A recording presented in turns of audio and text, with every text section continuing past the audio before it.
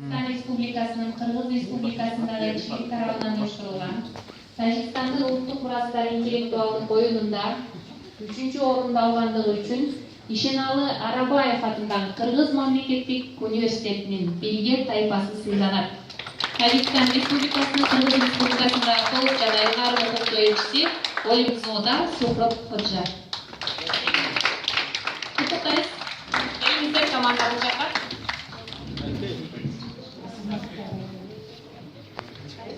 Келиңиздер катышуучулар, кол чаап туралы.